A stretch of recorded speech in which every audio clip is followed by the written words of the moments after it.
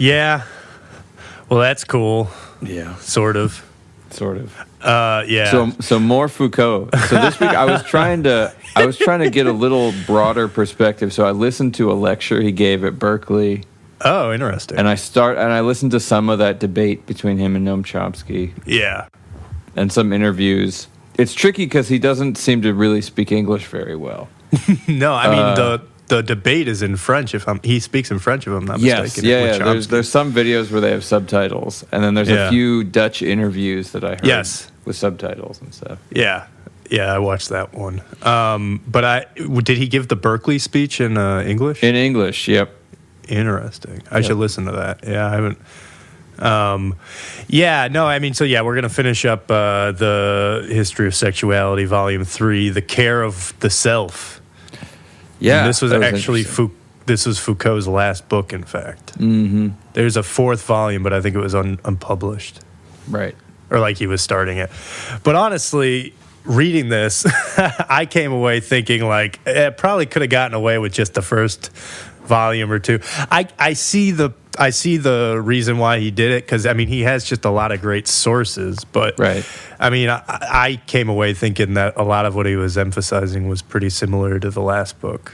I mean it was a continuation. We're talking about sort of the Roman, the classical era now, right, instead of the Greek era. I guess I didn't even get into any Roman stuff with this, unless Galen's Roman. Yeah, he is. Yeah. I see. Because the whole first section's like Plutarch, and it's still Greek. It's Greek, but it's the Hellenistic, I think, like the fact that all of them are they influenced the Romans. And, he's going into Stoicism. And, because, I mean, that was the thing, is the culture of Rome was Greek. That's why they call it Hellenized Rome. Yeah. And so...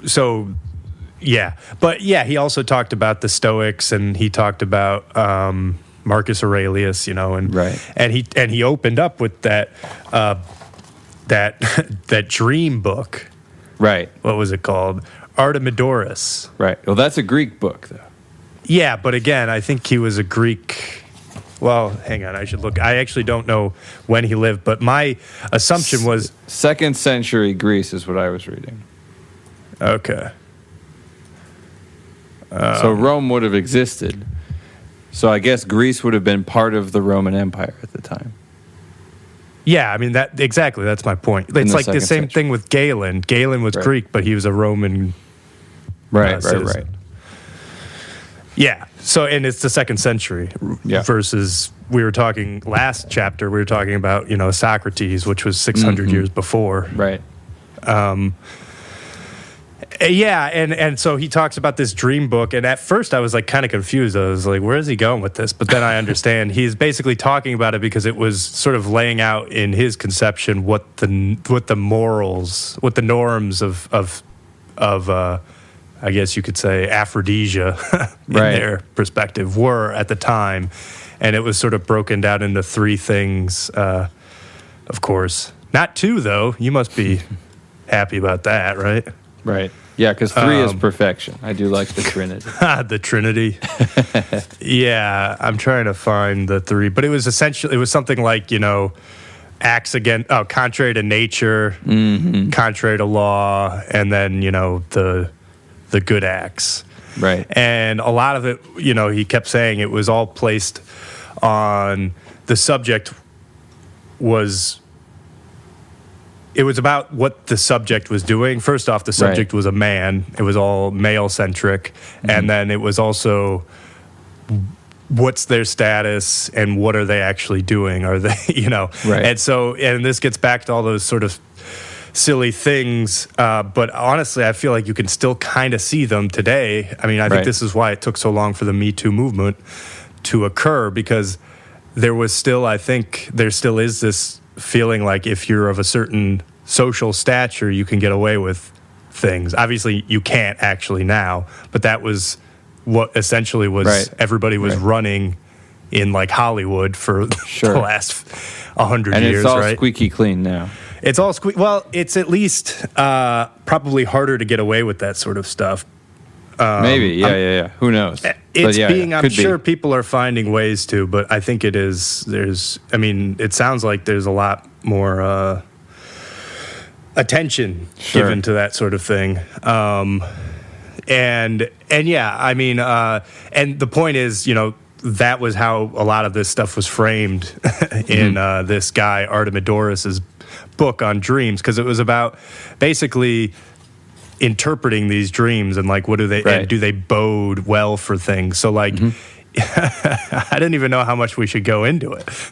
But like, so for instance, like oral eroticism is bad generally in their opinions. It's like you should. So among these, I feel like that in their opinion, it's a good remark, because reading this, I feel like it's easy to get confused to think that Foucault is saying that this is true, and he's not. He's discussing how sexuality has been discussed throughout history. Right. Yes. And I feel like that's like the big thing is it is a history of like the discourse surrounding sexuality, rather than Foucault saying, I think that dreams should be interpreted this way, or that fellatio is bad or anything. Yeah, I mean, I think that sort of goes in line with the genealogical analysis. I think it's like he's just trying to say this is what was happening. And I think you're using the discourse was very good, because like we said, that was the central thing, is that I would say the thread between the Greek, Roman, Christian, and then our modern time is discourse of sexuality. And, obviously more so now, because of what we said in the first volume, a discursive revolution in the 19th century. But this was kind of, I think, another point Foucault kept getting at in this whole volume, was that the Greeks were starting to think about themselves as basically ethical objects. And then this brought in all of this reflection about what does it mean to live an ethical life and a virtuous life, and for all the things that we said last time.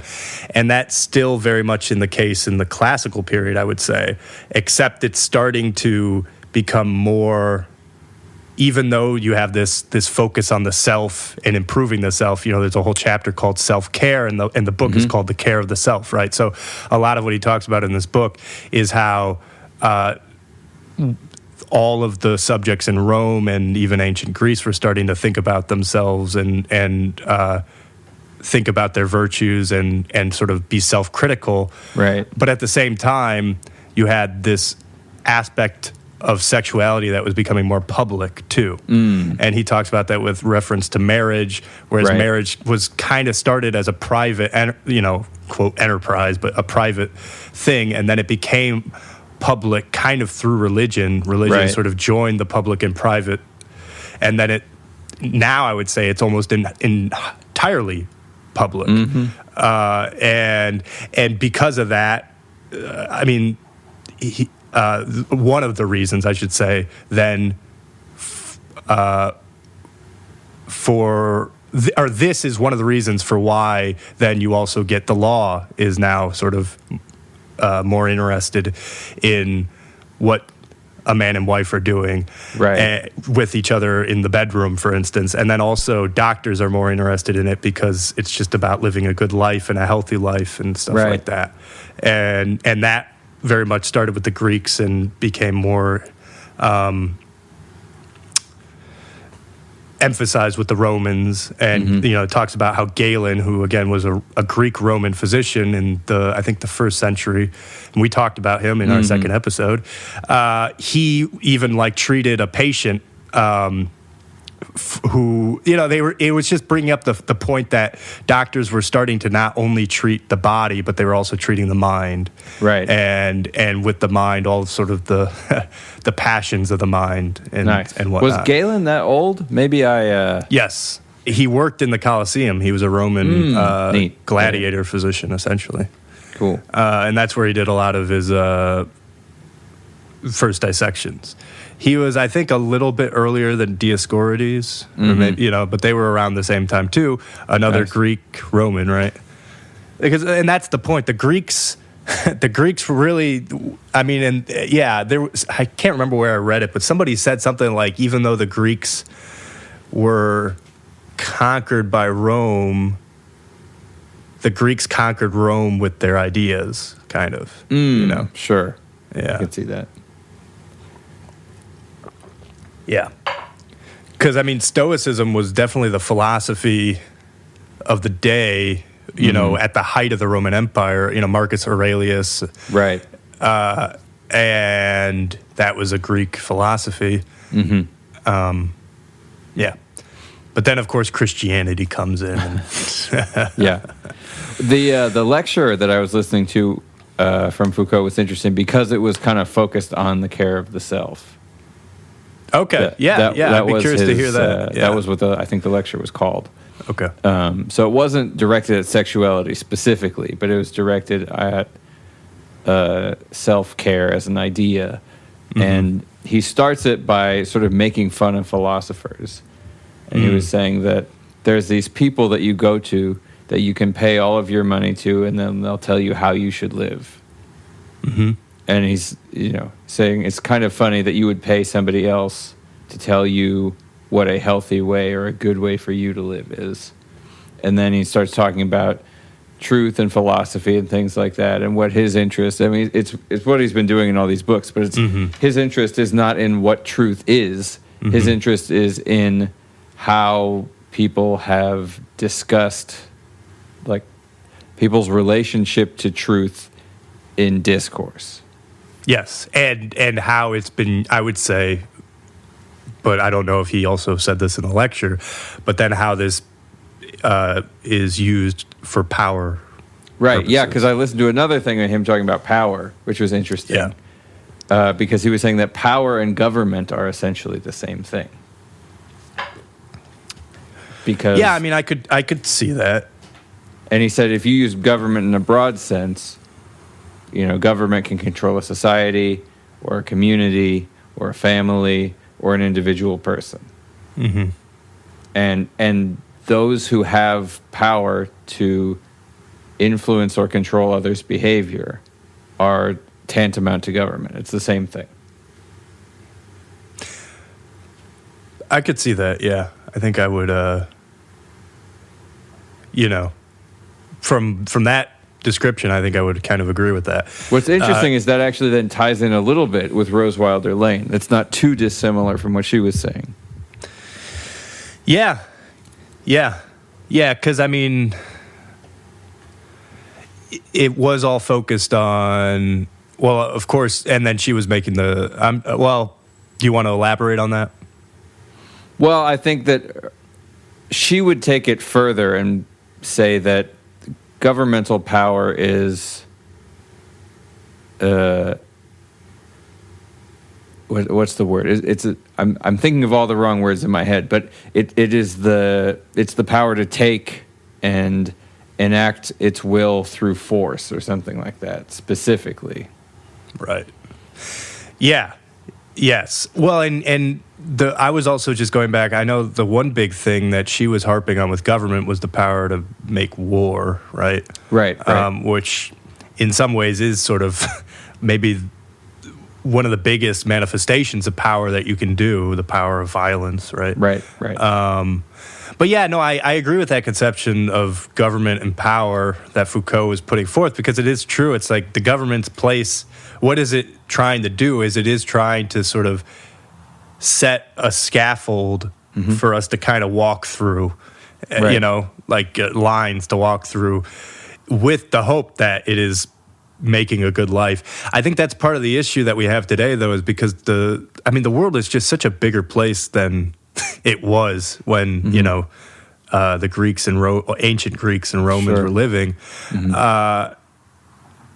I just feel like it's a lot easier to distrust anybody's motive these days, because you were so much closer to people back in the day. Like you grew up with people. It's like the world was much smaller. But now it's just so easy to just assume the worst that somebody has in mind, which often is probably true, because they're just so, like, whoever's actually calling the shots in government are so far away from you. Yeah. And it's like, of course, they're not actually thinking about you when they're thinking about this, because how could they? That'd be fun.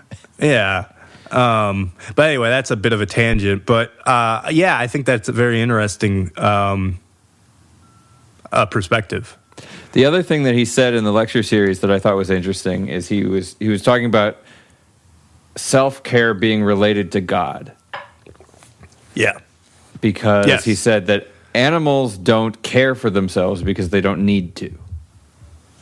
Animals, and I don't know if you pressed him on this, if we get to like levels of consciousness and are bonobos different. You already know where I was going to go, though.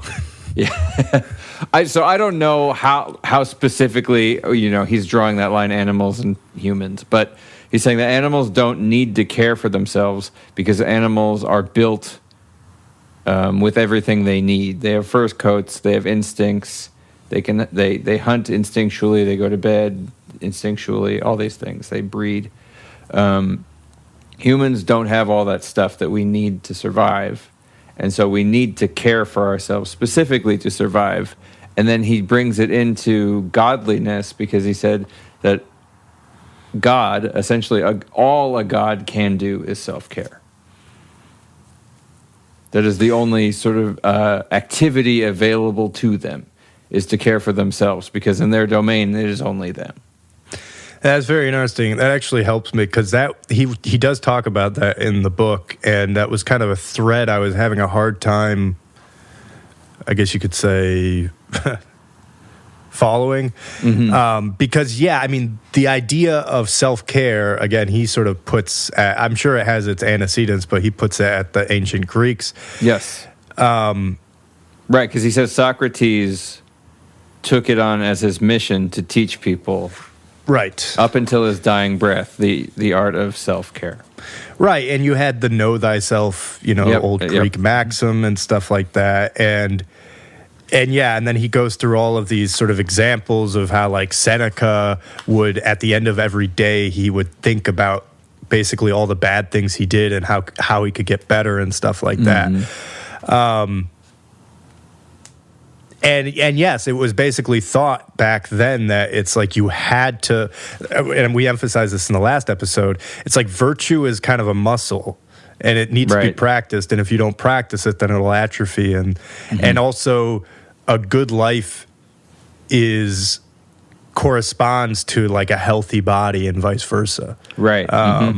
And this is where I think all the analogies with medicine began to sort of really get associated with the self-care idea with the Greeks, and then more emphasized with the Romans, because you would have, again, you'd have this idea that you kind of treat the mind like you do the body, essentially. Right. And then he talks about metaphors that people use that were very medical, but we don't have to talk about that. But I was having a hard time understanding how that got to the, because that basically then, well, actually, no, I say I had a hard time, but this is what I think it was, is the connection was, I think, asceticism, because a lot of what the Greeks got to with their virtue, a lot of them realized that the way to deal with the passions was, moderation or complete chastity, and then this is very emblemized in the Stoics, right? Right. And I think then that is kind of what led to this chastity in Christianity, where you have, complete sort of chastity, but before marriage, and then he starts to talk about like how virginity was sort of held up more and more as the classical era progressed. Yeah,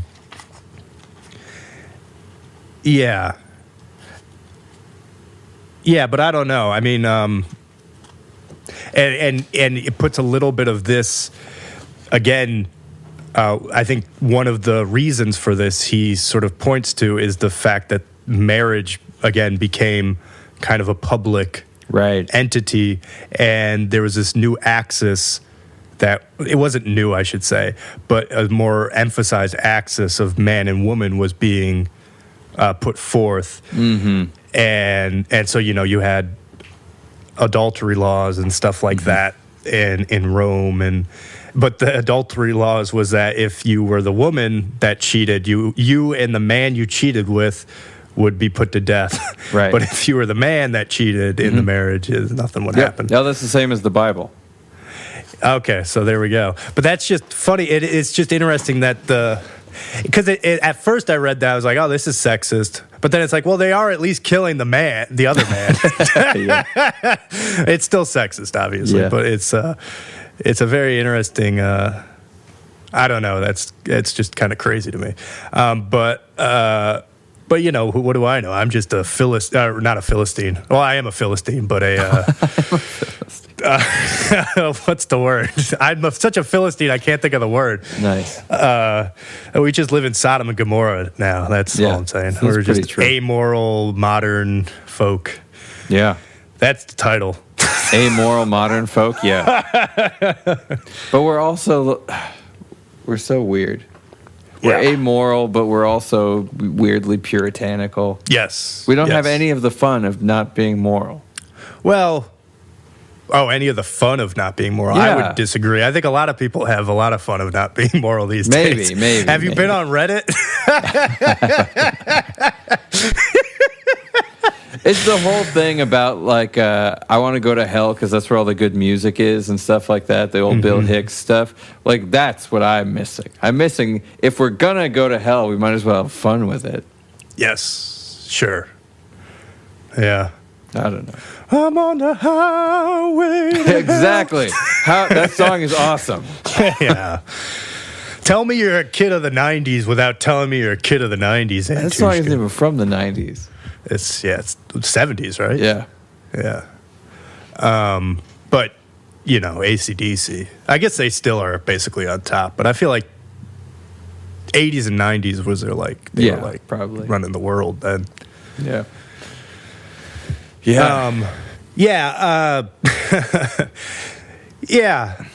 So, I feel like I've asked this question a lot about a lot of the readings, but what do you see as the value in the process? So not necessarily the particular readings we're doing, but the idea of a history of discourse on a subject. Well, why don't you tell me first? Because you're right, you have asked that a lot, and I should ask you that back. Uh-oh. Yeah.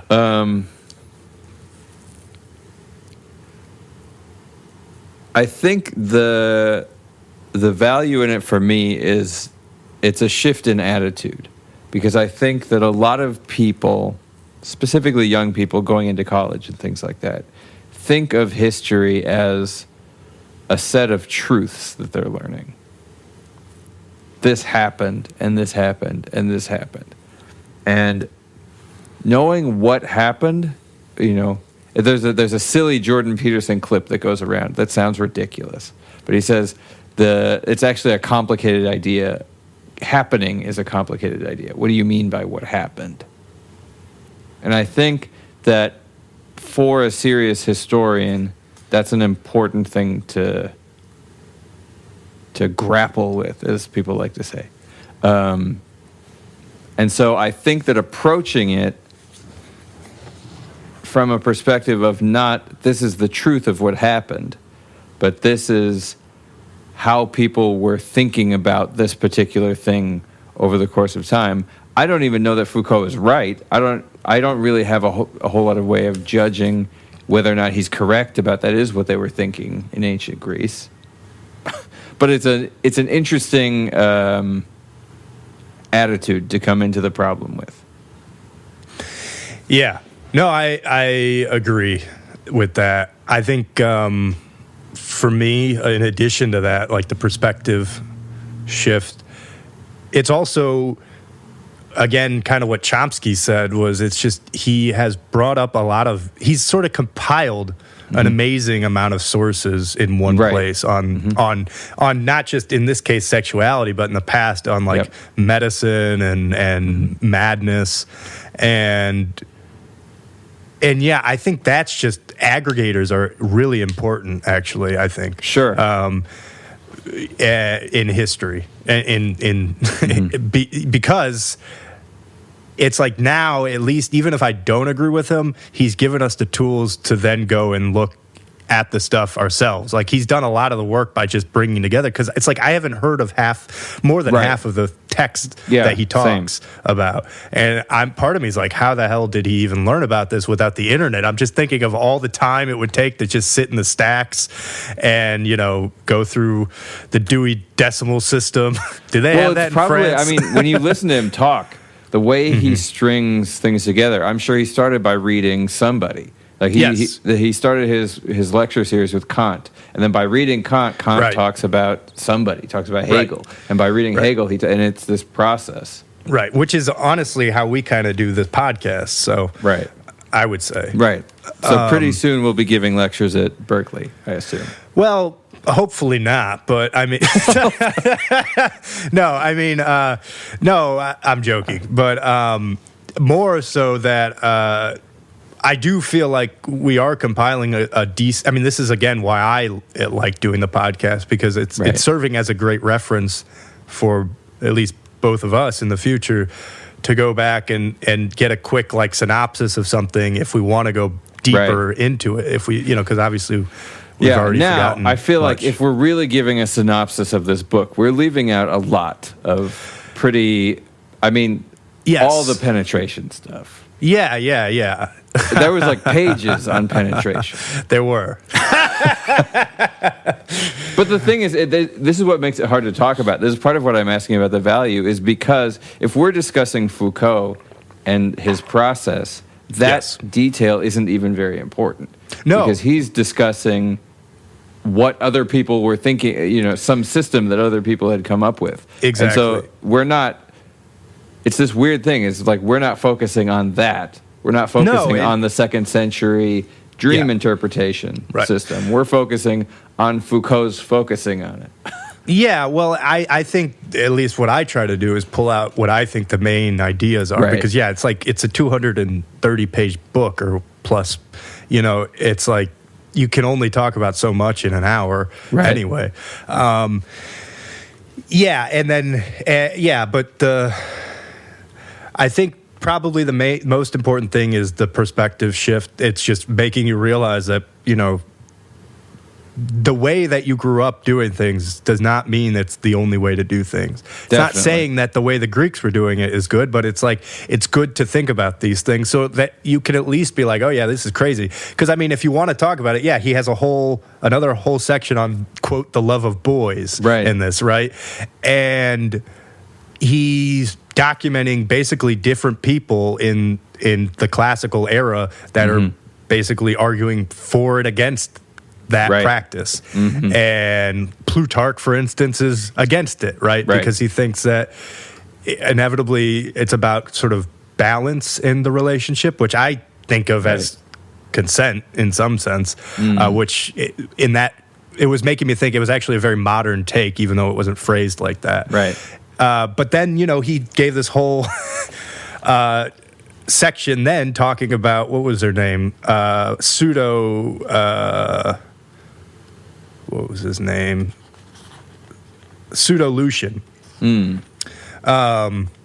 Who was talking about these two guys. It was a story of these two guys.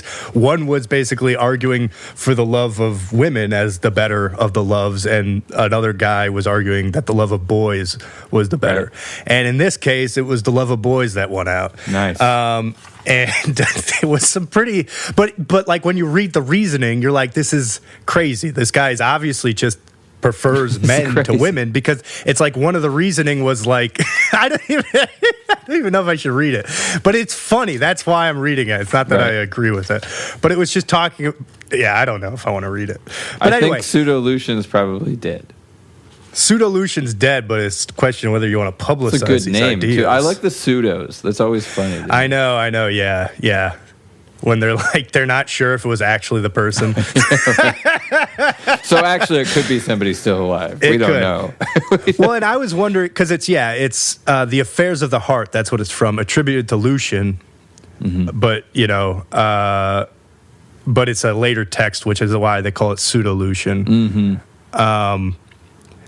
And it was actually making me wonder if this is where, like, licentious comes from, because one of the characters' names is Licinus. Probably. Licinus. And Licinus, I believe, is the one that's arguing for the love of boys, too. Nice. But yeah, it was like talking about how, you know, women have to do all these things to make themselves look attractive. Like they put on perfumes, they hide their body. Whereas boys are just hot right off the get-go. Yeah, that's basically what he's saying. And he's like, they just roll out, they just wash themselves. Yeah, dude. They don't even comb their hair. I mean, that's pretty funny. It's hilarious, but yeah, it makes you realize. Oh, and again, even like one of the people in this story by the end, because basically what they concluded was that it was okay, essentially, if you were a philosopher, which I think is where the trope of that whole thing comes from, right? Nice. I mean, it came from the fact that they were doing it, but they were rationalizing it this way because it was not about the pleasure that you were getting from it, but it was about this connection that you had with men, and it was some sort of, you know, reaching some sort of yeah, it was like well, I'm not at that part anymore. Where am I? I lost the part. That's convenient. Yeah. You keep teasing the audience. You're going to read this stuff, and then I know. I'm sorry. Yeah. So the debate between Charicles and Callicratidas thus ends with a victory of the love of boys. The victory conforming to a traditional schema that reserves for philosophers a pedestry in which physical pleasure is evaded. A victory, however, that gives everyone not only the right but also the duty to marry. Well, I don't really understand that. This is an effective syncretic conclusion which superimposes on the universality of marriage the privilege of a love of boys reserved for those who, being philosophers, are capable of a perfect virtue. And that's the point. So you have to be a philosopher. But then, you know, this guy at the end was like, you know, but then it says, but Theomnistus immediately waxes ironic about the crucial point of the debate and about the deciding factor in the victory of pederastic love. The latter one because it was linked to philosophy, to virtue, and hence to the elimination of physical pleasure. Is one expected to believe that this is really the way in which one loves boys? Yeah. I like it. Yeah, it's kind of funny. But again, you can read it and you're like, okay, this is a ridiculous argument. Yeah. I mean, in theory, NAMBLA still exists. So. Yes, it does. But some people going with it. Right. But this is where I think actually the discursiveness of modern day is actually a good thing, because again, we would just say like, okay, it's possible for, you know, well, anyway, I don't even know if I want to go down that road. Well, I feel like what modern discourse has added into the conversation is the idea of individual rights. Yes, exactly. And that's, I feel like, what Plutarch was kind of getting at. Mm-hmm. And honestly, what the Greeks who were discussing this, the more ancient Greeks in the last book were saying how, it's, well, they weren't getting to a consent thing. It was more of a virtue thing about, and a purity thing. But those kind of points are made here also, because it was like, it was understood that if you do these things, then you're sort of, they're like, they even noticed then that you can create bad habits in people. Mm-hmm. And that's where I think a lot of people then sort of took the perspective like, oh, yes, this is not a good thing to do, which obviously we feel. And I think we feel for similar reasons. It's like a lot of the reason I would say for our laws against sort of this sort of thing is because we realize the tremendous impact it has psychologically and physically on a person to do that before they're ready. and how it's going to stay with them, and how it can also, I mean, you see how often people who are molested as kids then go and do it themselves. So you sort of also create this habit, or this pattern. So now, that's I wonder another, if Foucault would explore the idea that being psychologically damaging is a cultural narrative that we are teaching people. I think he would absolutely say that. But I think that it doesn't mean that it's not true, and that's kind of what my point is that the Greeks were discussing this, in my opinion, from reading Foucault. They were kind of saying the same thing, just in a different way. Right. That they, it's the same kind of thing you hear people talk about, like, back in the day, you would get hit a lot, and they would call it punch drunk, and now we just call it CTE, right? Yeah. It's like they realized something was happening. It's just we didn't have a name for it yet. Right. And yeah, with the case of the two Greek guys that were discussing love of boys or love of men, we would just say, okay, well, you're a pedophile, so of course you're going to argue for this. Of course you're going to argue for this. Whereas it's like, yeah. And here's where, I was wondering if I should discuss this, but this is actually where I do think that potentially the Greeks had a better understanding of the body than we do now, is this idea of habit in the mind. Because I feel like we don't put a lot of emphasis on habit in the mind anymore. And this is actually one of the things I really like about the associationist philosophy school of the mind, because it's all I would say the big writers of this emphasize this, like David Hartley and whatnot, of you kind of are what you practice. And also when it comes to sexual nature, sexual things, the deeper you go into, you could say, delinquency or whatever, not even delinquency. Like degeneracy or degeneracy. Yeah. The further you go, and anybody that's looked at porn understands this. If you look at a lot of porn, it's steadily you have to look at more and more radical things to be able to do whatever it is you're doing.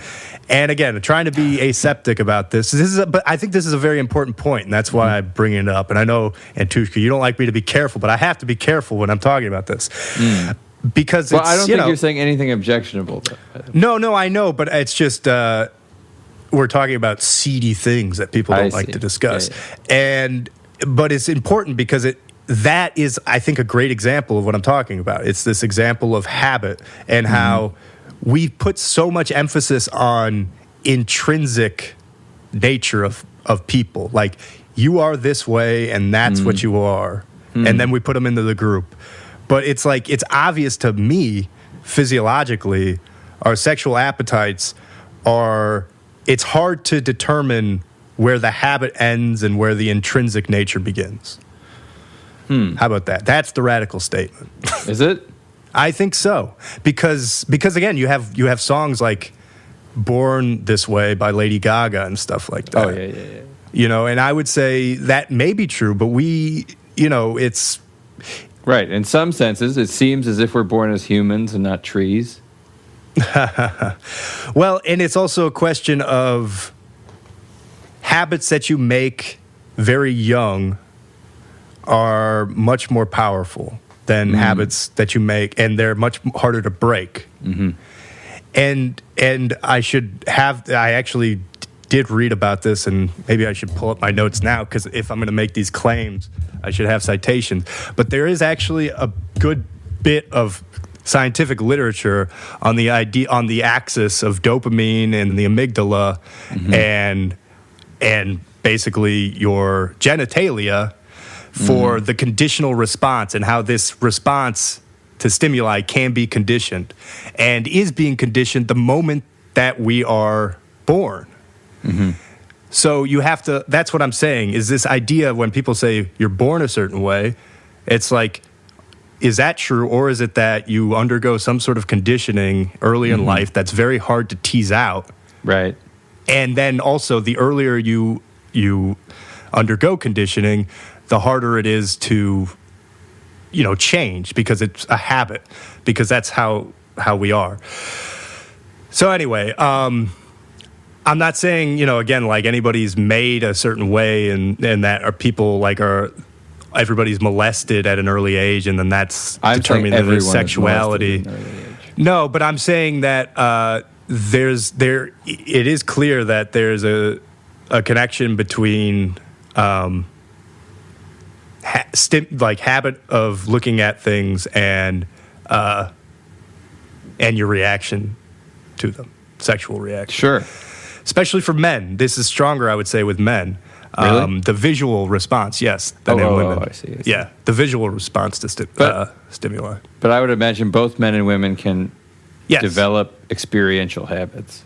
Yes. And here, if you want to talk a little bit, I'll pull up my notes and try to bring up these. I'm just trying to think about, like, what would Foucault's reaction be to what you're saying? I don't know, because I guess I don't know it quite. I feel like I'm only 82% of the way with you, where I'm not even disagreeing, like understanding what you're saying. Yeah, well, I'm being a little bit vague because it's I think it's kind of a controversial point, to be perfectly honest. It does, so from what I'm understanding, it doesn't sound controversial at all. No? The idea that you develop habits at an early age that are hard to break, I think most people think that.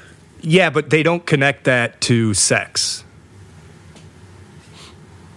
and sexual appetites. Because probably most of the habits you develop in infancy are not directly sexual in the same way as an adult watching threesome porn, going to foursome, going to fivesome, going to sixsome, Yeah, of course. Yeah, no, but that's a great point. I'm just being silly, but yeah, no, I understand, and you're right, and I guess that is one of the points. But the other point is that these pathways still exist, though you're right. It's like you're not a sexual being until puberty, obviously, but the pathways are being laid. So that's one that I don't know that I don't think that's 100% true. Well, when I say sexual being, I mean the ability to use sex for reproduction purposes. Oh, sure, yeah, like that. Right. Little kids do all sorts of sexual exploration. Yes, and that's something Foucault talks about in the books. Yeah, okay. I mean, I could just read this, but I don't know. So I did this research almost 2 years ago, 6/15/2022. Nice. Since last writing, I've done a bit of research on sex drive and claustrum neuroanatomy. Why? Well, the sex drive seems to represent an example of when conscious thought gets cut off and the body is ruled by the autonomic nervous system, and the claustrum seems to be the major relay system for integrating sensory and motor. Although I think I decided that the claustrum wasn't as important, is what my research says. So sex drive seems to have a variety of inputs, with the supraspinal areas being primarily ventromedial hypothalamus, amygdala, and temporal lobe. The tegmentum as well, but need to look into that more. The other lobes and areas have roles too, but in terms of control and drive, these seem to be the major. For example, frontal seizures have been shown to elicit pelvic thrusting movements when sexually and that are sexually related. Parietal seizures are associated with genital grasping. Parietal lobe is the back lobe. The frontal lobe is the top, in the front. Temporal lobe has also been associated with this, but there's also an emotional component to the seizure. Temporal's on the side. That's where memory, the hippocampus, resides. Septal region, which is in the center of the brain, stimulation appears to be associated with the orgasmic feeling and volition to masturbate. But ventromedial hypothalamus is interesting because a lesion of this area results in hyposexuality, and was even used to cure patients in a 1972 study of homosexual pedophilia. So they literally ablated this region. The temporal lobe, and specifically amygdala, seems very important given Kluver-Bucy syndrome, which is bilateral temporal lobe lesion, which results in a variety of things, but classically involves hypersexuality. So frontotemporal dementia is associated with sexual disinhibition, and yeah, so anyway, and there's this axis, but I don't know if this is interesting. I have a lot of notes on this, but yeah, there's this interesting axis between oxytocin, and this is probably something I should read. So yeah, and in this, I'm even writing, I'm working out a potentially controversial theory regarding plasticity of sexuality owing to the amygdala's role. In a review I was reading, it mentioned that there was a study, which I need to find, of patients under 3 that had amygdala lesions that manifested in certain paraphilias, like pedophilia, zoophilia, etc. If this is true, this could point to evidence, or rather serve as evidence, for the idea that sexuality is programmed in early life by the amygdala. The particularly controversial idea I have is that something occurs early in life to make us attracted to whatever sex we come to find sexually attractive, whatever this is, or alternatively manifest disgust towards the sex that we find unattractive sexually. So are you saying that some early experience is what generates our sexual orientation? That was what these reviews were making me think about, and I'll try to find the review and link it. A baby in a vacuum would not grow up to have a sexual orientation. No, I don't think that's necessarily true either. Right. And this is why it's difficult, because it's like we all have a pathway that's going to get laid down. Right. It's just how that pathway gets laid down is affected by every stimulation that we receive. And by stimulation, I mean the senses coming in, you know? Right. And it seems to me, based off of, and again, I'm just thinking about this from first principles of how the brain works. It's like the brain works through the Hebbian model, which is neurons that fire together, wire together. So if you have a bunch of stimuli that are associated with one another, and these stimuli are affecting the pathways that are going to determine how you're aroused, which I've just laid down how we have very good examples of where arousal and things like that occur in the brain. I didn't talk about, I also have notes on the peripheral nervous system components of sexuality, you know, because like the erection is actually a very there's 3 components to the erection that in terms of the nervous system. There's a voluntary response, a somatic response, but there's also parasympathetic and sympathetic responses, which are in the autonomic or unconscious component of the nervous system. And so it's clear, you know, there's not only unconscious things that are governing, at least in terms of male sexuality, that stimulus, but also conscious things that, as we know. And actually another big thing for men is tactile stimulation is a big thing. You know, there's a strong connection between the physical stimulation of that part and the neurons are connected thus with, you know, the capillary, effectors. So you're going to have, of course, muscles in that region that are going to be constricting to then keep blood in there. So this is a loop is the point. And so all of these are just wires and pathways that get reinforced. And as with everything in the brain, reinforcement is based off of habit and stimulation that you get, you know, over and over again. And yeah. Anyway, we'll see. We'll see. We'll see. Yeah. So I'm recording this after the podcast because I finally found my notes and I'm probably inserting it into the conversation.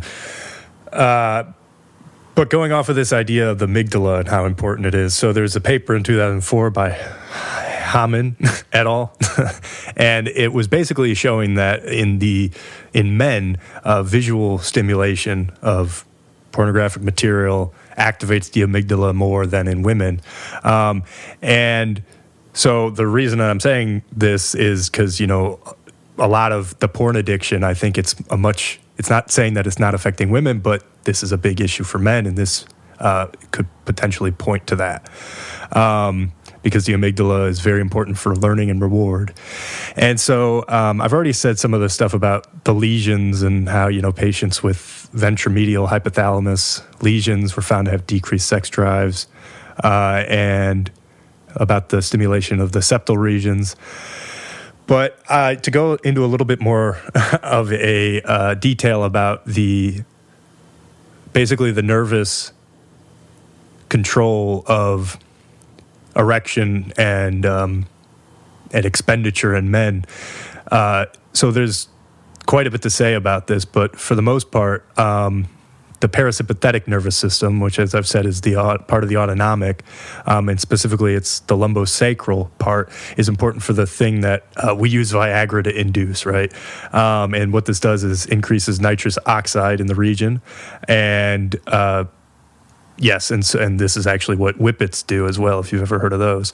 I won't go into detail about that. And so generally the parasympathetic system is thought to control the bulk of the unconscious process here, while the somatic and the sympathetic play a role in the final release moment. And as I've sort of said, the touch sensation is a particularly important sensorial input that can bypass what are called the supraspinal regions that control the sex drive. And what are the supraspinal regions? These are the brain. It's basically any part of the central nervous system that is above the spine. So this is the brain stem, this is the midbrain, and this is the cortex.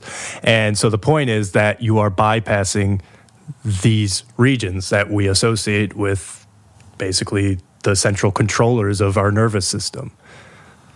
And this makes sense because this means that the mind and even reptilian brains do not have to be involved for arousal to occur.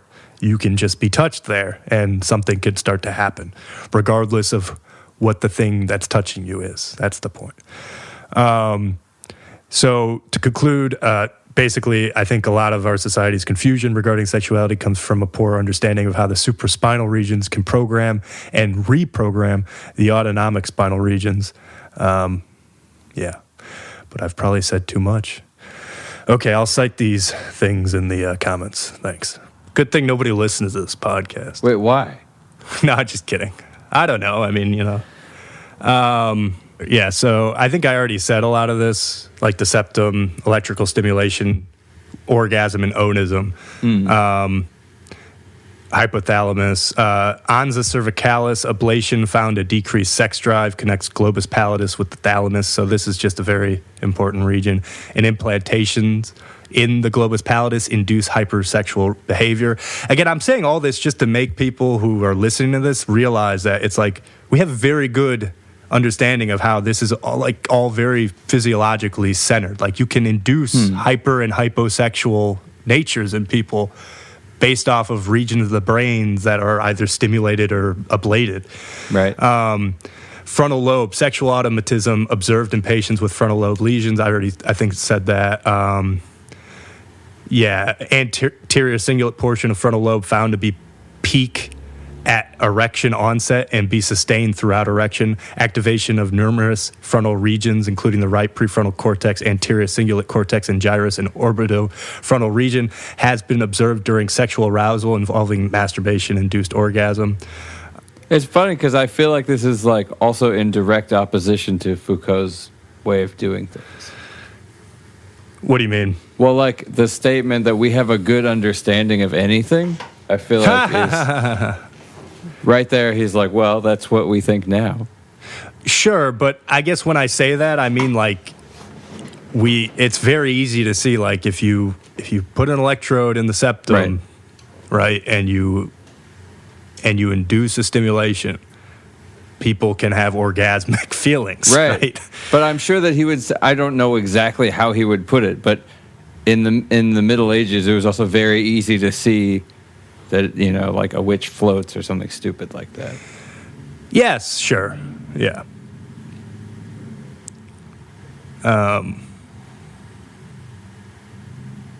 So a neuron is a cell. Yes.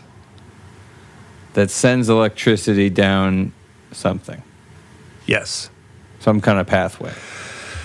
Well, it sends an electrical impulse through basically a gradient of ion channels opening and closing. It's a chemiosmotic gradient that occurs that creates a potential difference in the cell that travels down the axon of the neuron. So it's all still part of the neuron. The axon is just like the large... Right. Well, it's not a large... I mean, it's long, but it's actually, in many cases, thinner than dendrites, at least. But it's not like it's not sending it down a wire. Well, the neuron is the wire, in a sense. The neuron's not the... It's not like a battery. Well, it kind of is, because it's generating energy. But it's also the wire. The chemiosmotic gradient is caused by active pumping of ions in and out of the cell, sodium and potassium ions. You create a gradient of sodium and potassium ions, and you do that with energy, ATP, which is adenosine triphosphate, which is the energy currency of biology, essentially. Yeah. I don't think I can get this. No, it's okay. I'm trying, and I just don't think I don't have the understanding to like wrap my head around what it means. The point is that you have neurons. Neurons they're the battery and the wire. Right. They're generating the electrical potential and they're propagating it. Mm-hmm. And this is why neurons are like amazing cells, because they're I think they might be the largest cells in our body, come to think of it, because it's like the pyramidal neurons that connect from the brain, the cortex, the motor cortex, down to like the base of the spine. Right. That's one neuron that sends an extension, like one neuron that has a diameter of like 10 micrometers sends an extension, an axon, on the length scale in meters, which is amazing, right? You know, and do shrimp have neurons? Yes. And jellyfish? Yes, they're invertebrates, though jellyfish. Right, but do they have neurons? Yes. We just have a lot more than they do. Yes, they just don't have a vertebrae, which is the bone. I understand. Sorry. Yeah. I know. Yeah. I just mean so like. All the way down. What about a broccoli? Do they have neurons? Like flowers, plants. So neurons. So you're actually asking a very complicated question now, because you're asking about the evolution of the nervous system, which is something I'm interested in and was reading about. And neurons, as we think about it, I mean, there is a nervous system, I believe, in plants, but it's different because plants are in a different kingdom. Right. So I think the closest sort of relative to neurons that exist are in the protist kingdom. Okay. Or domain, I should say. And which are single-celled organisms. Right. Hang on. Now you're asking. You don't have to look it up. It's fine. Well, I'm just wondering. I don't want to misspeak. Oh yeah, it is a kingdom protist. Cool. See, I need to. Yeah, there's like domains and kingdoms, and I always get them mixed up. But yeah, protist is a kingdom, or protista is the kingdom. But anyway, the point. Who's the king? Mr. I don't know, Mr. Protist. Protist George III. Yeah, right. Okay, but the point is that it's a complicated question, and what they think what the thought is that the precursor to the neuron as we know it in the animal kingdom is a neurosecretory cell.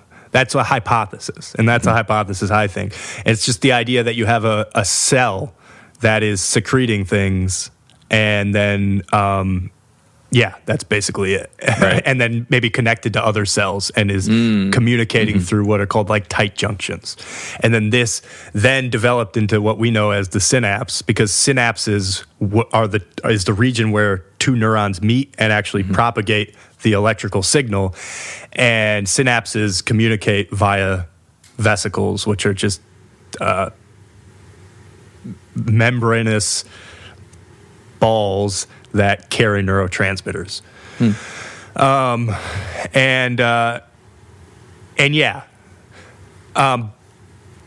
But the idea of a neuron that strengthens its connections through stimuli that occur, or for whatever reason, like that, I think is, it's like, I don't know enough about how plants operate, unfortunately, to know. But I would assume, I'm pretty sure it's been, God, like 10 years since I took my botany class. So and I only took it for a semester. So I'm not a botanist. Let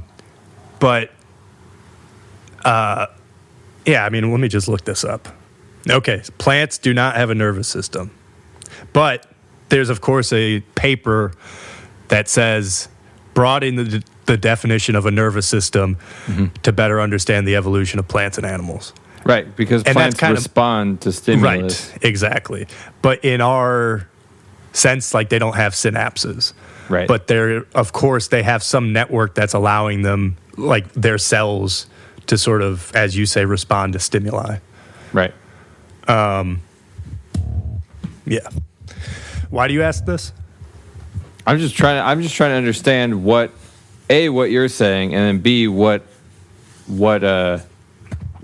neurons are, what they're doing. Yeah. Yeah. Because I guess it's similar to that conversation we had before, that it seems to me that the theory is essentially that, 10 neurons lights off, 11 neurons lights on.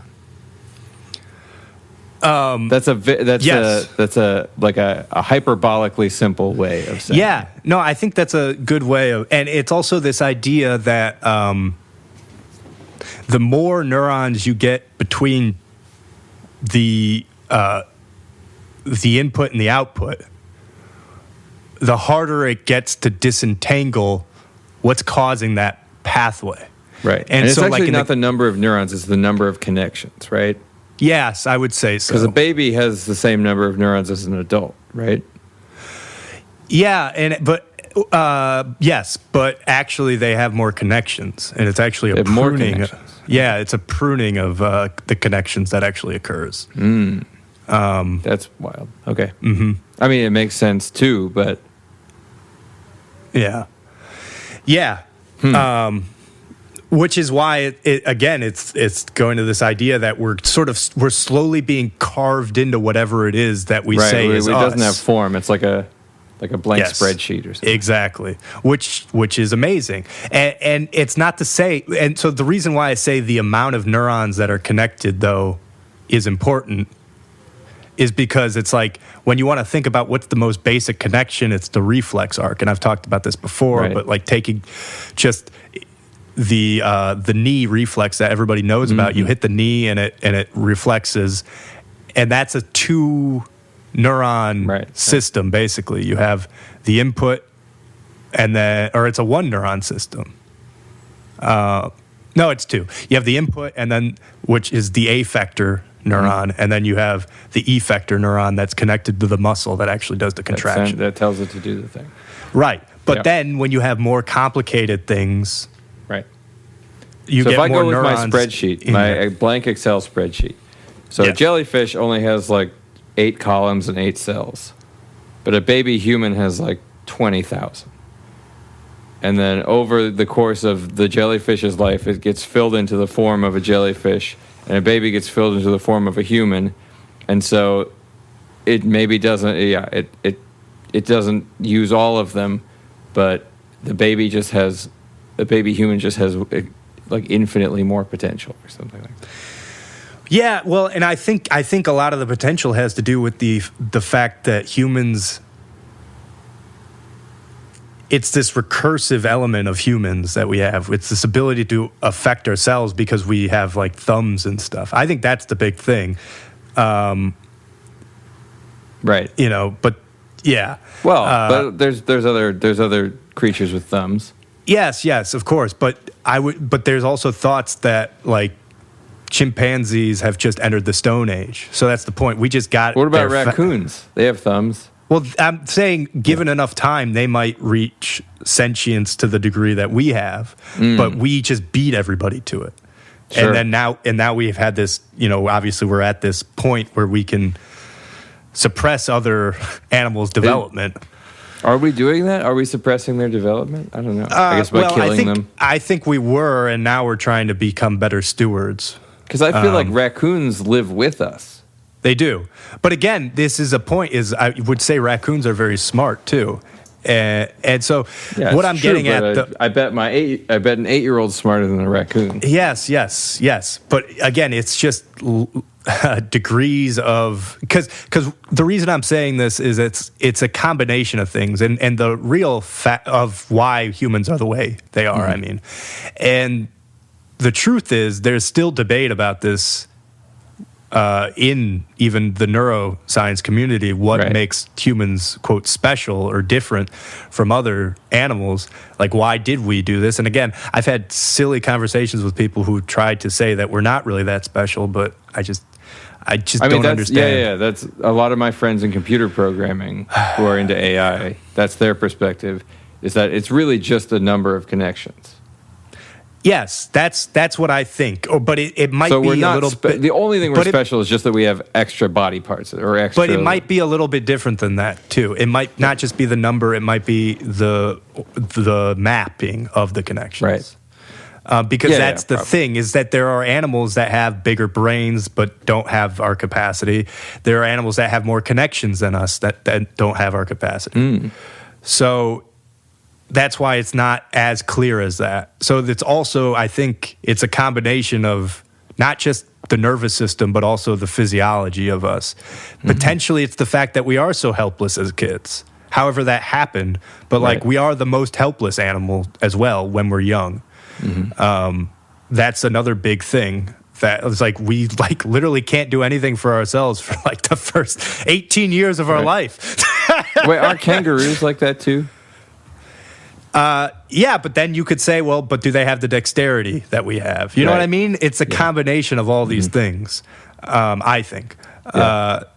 Because the affecting your environment's important for what we're saying is because then now we have this ability to actually tune something. We can do something and then we could do it again and again and like iterate on it.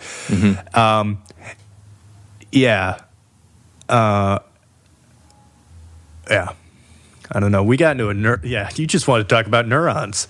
But this is a good place to talk because, again, my big conclusion with Foucault, as you know, is that he's essentially, I think his beef with the West is the beef of leaning too into consciousness. I think that's his beef. Right. And I think he's trying to stand as a bulwark against that, saying, hey, it's not always good to all this discourse isn't necessarily good, and maybe it's also getting away from the art of life, because that was another thing he sort of gets at. I don't know if he talked about in the care of self lecture you saw, but I think one of his beliefs in this book is that the West is more about like the science of life and not enough about the art of life, and that gets back to the science sexualis and stuff like that. Well, I do wonder if keeping it on the consciousness topic, I think that I wish that they said consciousness more, because I want to know how your ideas are connecting to theirs. But it's not a word that I hear from Nietzsche or Foucault or anything very much. Exactly. But I wonder if, going back to Nietzsche, I think it was Nietzsche, who was talking about the infinite and the danger of science as pushing us away from the infinite, which I think Foucault is actually saying something similar when he's talking about truth versus discourse on truth. Right, and remember, I think what they're saying is actually that the discussion of truth or science is not consciousness. is removing us from consciousness because consciousness, and this is me now editorializing, is that special is that thing from God, is the infinite. Our connection to the infinite is our consciousness. Yeah, I mean, I would disagree. I'm not saying he's right. I'm saying that's my understanding. That's interesting. I didn't get that impression because it's like I'm thinking back to like the Madness and Civilization stuff when he's talking about like Bosch and stuff like that. Right. Hieronymus Bosch, right? That was his name. Maybe the painter. Yeah. And talking about like again taking things in as a whole versus discretizing it and trying to analyze it. And in my head, that is consciousness is discretization. But to me, you're discretizing the moment. That's what you're doing with consciousness. You're discretizing time. Whereas without it, time is just an amorphous thing. You're just in the moment. Not thinking about it physiologically. Yeah. I conceptualize consciousness as a continuous wave, and the discretization is our way of describing or understanding it. Yeah, I would say that's one of the same, though. It's like our way of describing it is consciousness. I would say our experience is consciousness, and our way of describing it is our logos or whatever, like or something like that. Yeah, and I guess this is just maybe my beef with philosophy. Is that I think all of those are getting at the same thing. It's all reflection on the self, which is consciousness. It's, self-awareness of oneself and one's surroundings. And and logos comes from consciousness. The logic that we have. I guess everything comes from consciousness. Yes. Which is why I say that consciousness is God, because everything comes from God. Right, and right. God is infinite. Yes, which is the exact same thing that I was saying. God is not discrete. Religion is consciousness manifested. Yeah, that's why I was hung up on it. Not that I disagreed with it. I just thought it was a potent statement. Mm-hmm. I think that we can only speak and we can only speak about things in discrete ways, which is our limitation with language and understanding. And that's my point. Language and science deals in things like variables and tests, which are pretty discrete things. But language is a tool of consciousness. So as soon as you're using language to describe the world, you're using consciousness. Right, but the tools of consciousness are not the same as consciousness itself. It's a piece of consciousness. So this is what I'm saying is my understanding of consciousness is continuous. Like there's no smallest number. A number line is continuous. So what's unconsciousness then to you? Oblivion? Nothing. Isn't that a continuous thing in a sense? Yeah, it's like anti-continuousness. Yeah. No, I mean this is okay. I really don't understand this perspective. Like consciousness is existence. Yes. And unconsciousness is non-existence. Right. But what is consciousness? It's discretizing the moment. It's like the past, the future, and the present don't exist without consciousness, which is why unconsciousness to me is actually more holistic and continuous, whereas consciousness is actually discrete because all of a sudden you have three things instead of one. Back to the Trinity. Yeah. I don't know. No, I mean, think about that, though. I've said that before, though. I feel very strong about this. I understand. I don't get it. It's like what I think we're having the opposite problem with each other. Wait, it doesn't make sense to me. Well, you're talking about discrete things, and discrete, in many ways, is taking one thing and breaking it up into chunks. What's the discrete thing I'm talking about? Well, you're essentially saying that consciousness isn't discrete. Right. So you're talking about, but you're saying that. I mean, still by saying about consciousness, you've made a discrete category, but yes. Right. And you're using language to describe it, which is a tool of consciousness, which I think is all still going to support my point. The listeners are just probably just so frustrated with us right now. So the thing is, what I hear you say is that there is a break between 2 and 3. What do you mean? What's 2 and 3? Like the number 2 and the number 3. Like, what I'm saying is there's no discrete distance between them. It's continuous. There's no... Right. Like, you can keep breaking up the distance between them into smaller and smaller... or you can keep granulizing it forever. Mm-hmm. Well, there is a difference because it's like when you think of... Maybe you don't perceive it that way, but the way I do. It's like, right now, we're in the moment. We're talking. Right. But then if I'm daydreaming, mm-hmm. right... I could be anywhere else. Right. And that's the point. Yeah. It's like you're always I see what you're saying. You're always in the moment in a sense, but you're not always conscious of the moment. So when you're not conscious of the moment, nothing exists, and it's a holistic thing. And that's why I look at unconsciousness as more of a holistic thing. And this is why I was interpreting Foucault and Nietzsche as saying, like, the genius, the mad people, they take life in as a whole. Mm-hmm. They don't discretize it. They just understand it on some fundamental level, and they're just acting.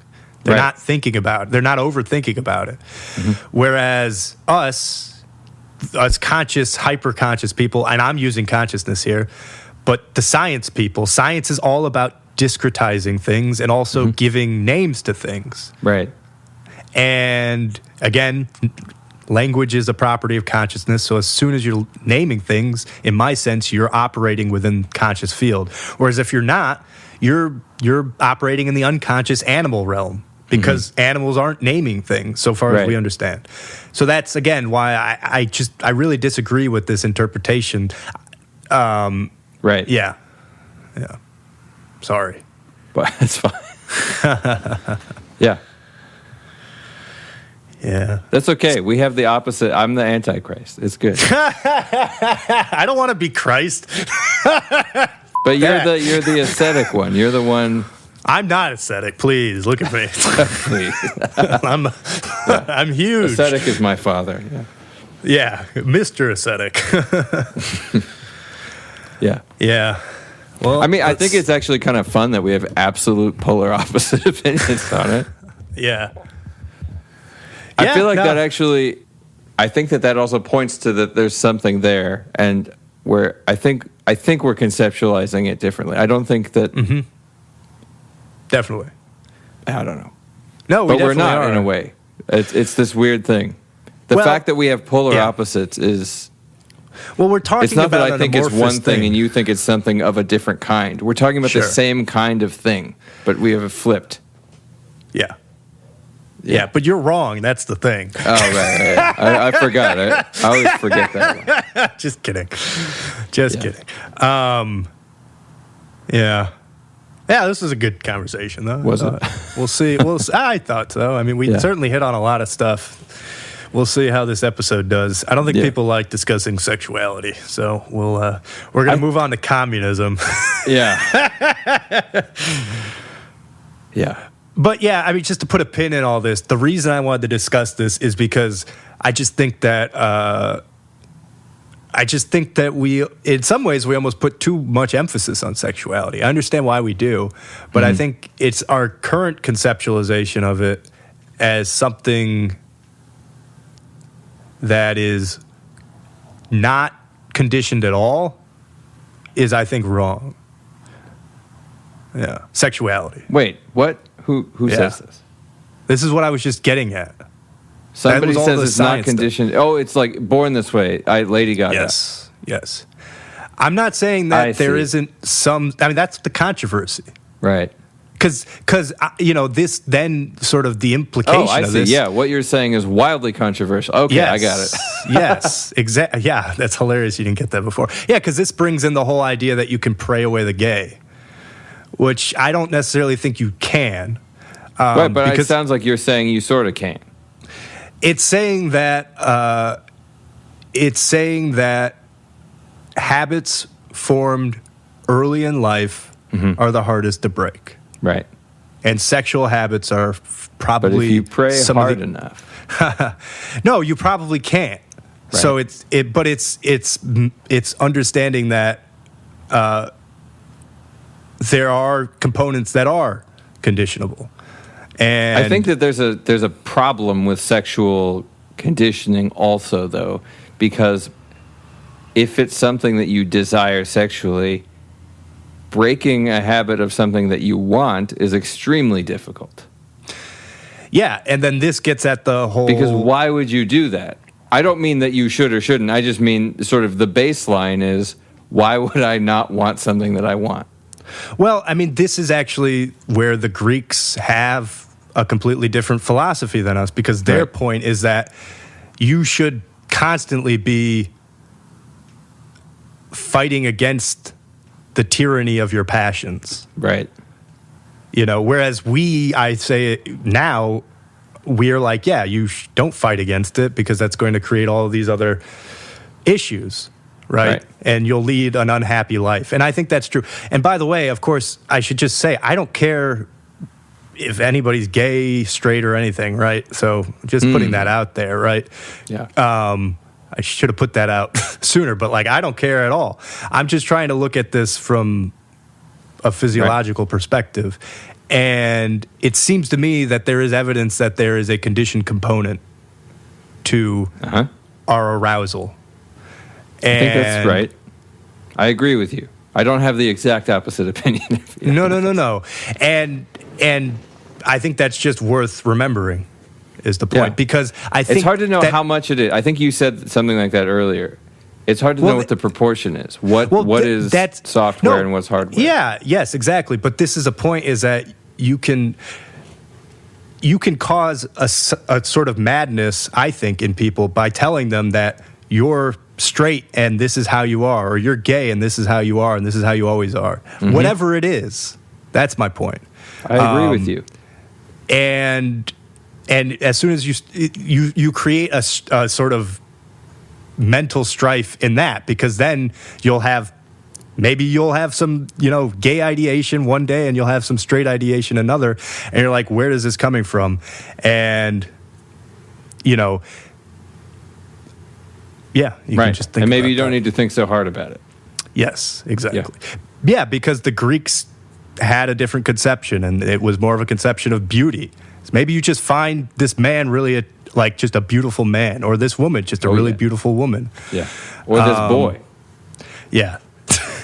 But we have reasons for why, even if you do find that, you shouldn't act on it, right? Because of all the other reasons that we said, of psychological impact of such a thing. Right, because of them. Yes, exactly. And the power I agree. dynamic. I think it's actually. I think your point about you can develop a sort of madness in people, I think is an important one, and one that, as a society, we tend not to be very interested in addressing. Actually, increasingly less interested in addressing in more and more domains.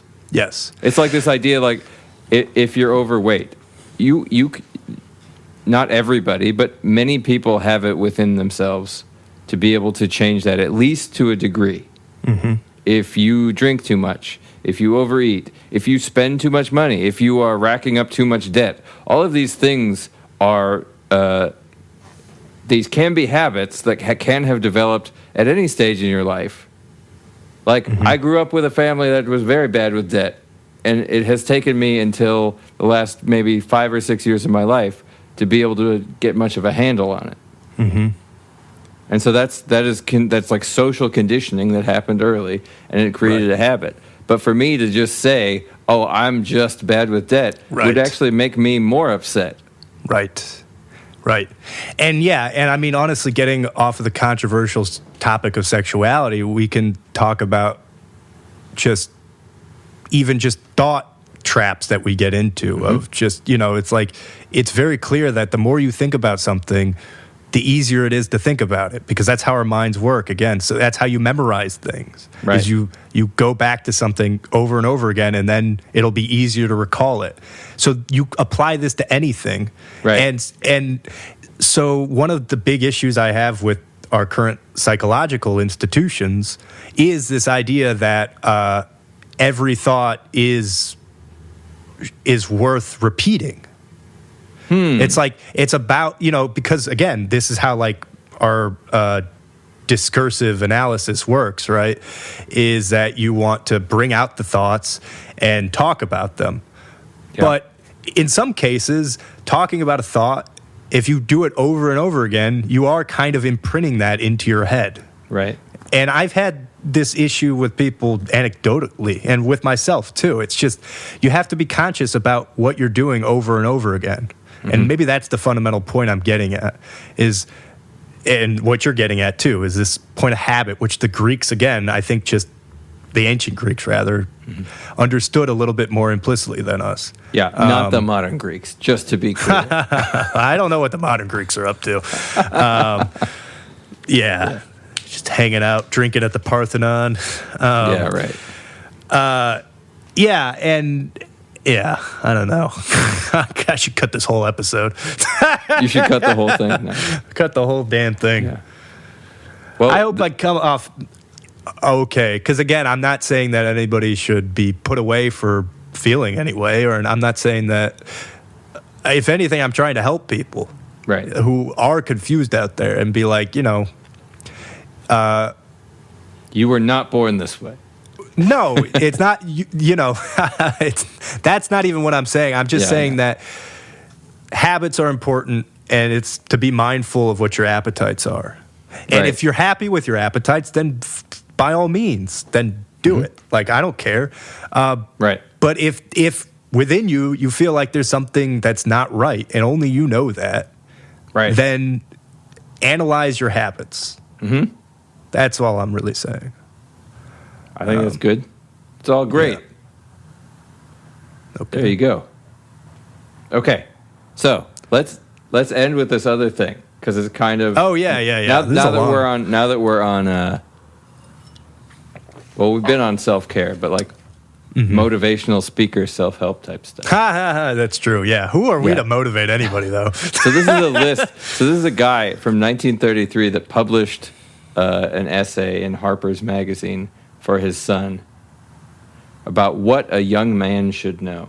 And it's a bunch of stuff, so we won't go through all of it because it's like 100 things. But sure.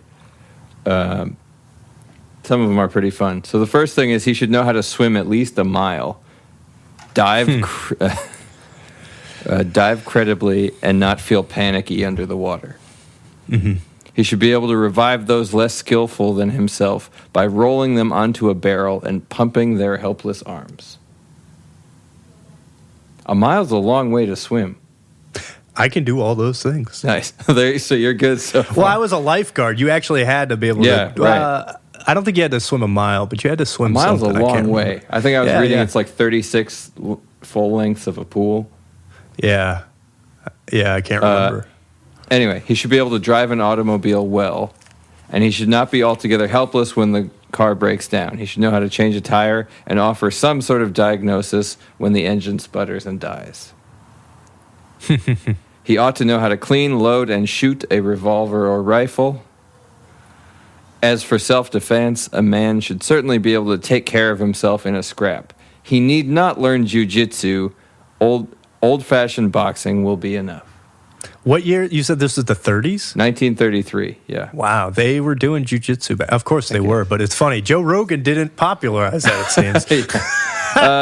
He's good at camping, know how to build a fire, chop wood, how to take a cinder out of his eye, how to deal with a severed artery, and how to doctor himself for ordinary ailments. Be able to take care of others in emergencies, apply first aid, set a broken bone, revive a drunk or a victim of gas, deal with a fainting fit, administer the right emetic or antidote for a case of poisoning. Feed himself. He should be able to cook a bunch of stuff, eggs, coffee, steak. He should be able to use paintbrushes, saws, hammers, and other common tools. He should have beautiful and distinguished handwriting. That's pretty good. Horseback riding. He should know how to sail. He doesn't have to know how to fish or play chess. I don't know. What do you think of a list like this? Oh, this is a good one. On the matter of alcohol, he should learn his capacity and stick within its limits. He should know something about all the different kinds of drinks and which drinks produce chaos within him when mixed. Yeah. Yeah, I think I agree with a lot of that. Not all of it. I mean, but, like horseback riding, stuff like that. But, I mean, I think the ideas of, being able to administer aid and stuff like that, I think that is all really good. And being able to basically stand up for yourself and defend others if you need to. I think that is something. It talks about how he should be able to speak clearly and confidently in a crowd and not be embarrassed. Yeah, because and this is obviously a function of the fact that we are overly aggressive on Good Samaritans who come to the aid of others. But I mean, there's just social media is riddled with videos of people being attacked and lots of people around and nobody doing anything. And it's pretty amazing. Yeah. If you need any other example of the demoralization of us, I mean, it's like we are just a bunch of, at least in the male domain, a bunch of man children. It's like many of us can't do any of that. It's been like 10 years since I've changed a tire. I think I still it's pretty could. easy to do. Yeah, I know, but it's true. It's like when it comes to the engine, although I did just fix my car yesterday, so. Oh, no. Did you fix the light? Yeah. Nice. I bought dude, you could buy like a $10 endoscope from Amazon, and then I put it like into this hole, and I got a wire hanger, and I fished out this wire. Nice. I felt very proud. But yeah, and now I have You went in the house feeling significantly manlier. I did. My knees were dirty. Oh, man. Yep. That's pretty manly, dirty knees. No comment, Antushka. Yeah. The ones that I like this one. A man should be able to express himself clearly before a crowd of strangers without shyness, muddle, or a pathetic resort to so much has been said and well said, or I did not expect to be called on, or anything like that.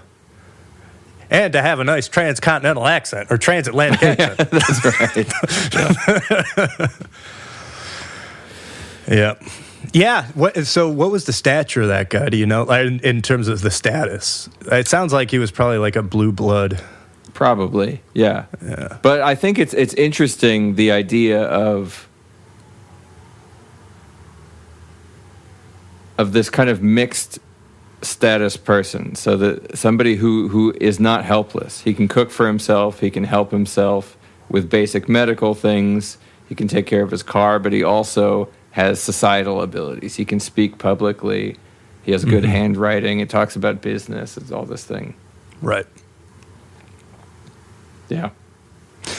Yeah, good handwriting is an interesting one. I mean, it's like my handwriting sucks. Yeah, mine too. I think it says music is the most important thing, too. Yeah. Well, it's interesting because that was actually making me think about the Republic. I mean, Plato talks a lot about similar stuff because he's also talking about how you raise good people, and that specifically that point about fear. That was this was something that like Plato struck on about teaching, in this case, young men not to fear death. Right. That's something that they definitely never taught us. It's like, how many of us fear death? Yeah. I wish they taught us that. Right. But probably all of our parents do, too. They do. I mean, yes, they do. Right. And, that's another sort of thing that I think our society has really been failing us is the preparation for the end. Mm-hmm. We do not. The Christians are better at that one, I guess. The Christians are good at that, yeah. Maybe that's in our rebellion against it. Because they think the end is coming tomorrow, every day. Right. Or later today, probably. Well, and that's actually a good point. I think a lot of what...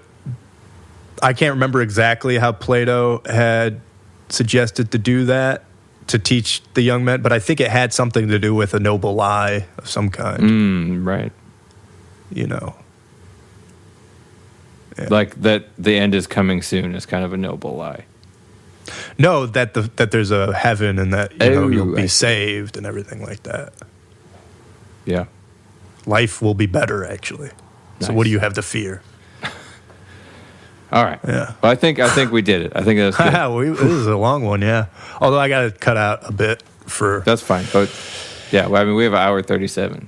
Wow. Yeah. This is our longest episode. Nice. Off to Marx after this, right? We haven't talked about it, but we're going to do the Communist Manifesto, right? Oh, yeah. I actually haven't looked through it. We should probably... So maybe I'll call you and we could decide what to read, because unless you have it in front of you, but I haven't ordered it yet. Okay, sounds good. Cool. All right, we'll start the Communist Manifesto next week. So tune in, all you 3, 4, all 5, you 6, sexual 7 deviants. All right. Just kidding. All right. See ya. Bye. Okay. All right. We forgot, but also... Yes. Or if we start the show with this, I don't know. We'll put it somewhere. We'll put it somewhere. We have some duo shows coming up this following week in Austin, Texas on May 2nd. Yes. Thursday, May 2nd. We're playing at Mozart's Coffee Roasters right on Lake Austin. It's beautiful. We're playing 4 to 7. And then on Friday, May 3rd, we're playing at Celis Brewery, which is a fun spot. And you come out and play cornhole and have beers. And they have a really good pizza truck there. Yeah. Yep. It's going to be fun on the bun. We didn't go to that brewery last time, right? Nope. Okay. So Have we been to a brewery in Austin? Yeah, we went to... Oh, that was Meanwhile. Yeah. Yeah, that was cool. Yep. Yeah, it's going to be fun. It could be fun on the bun. Exactly. Yep. And we'll each play sets, and there might be something special, or there might not. Who knows? We might do a whole live podcast on Foucault. No. That would be fun. If we could get a gig, could we do 3 hours? We could do not it. Without guests. Yeah, so we get Tim Dillon on. Yeah. Okay. Well. All right. Well, So May 3rd, May 4th, Austin, Texas. Come on out. Yep.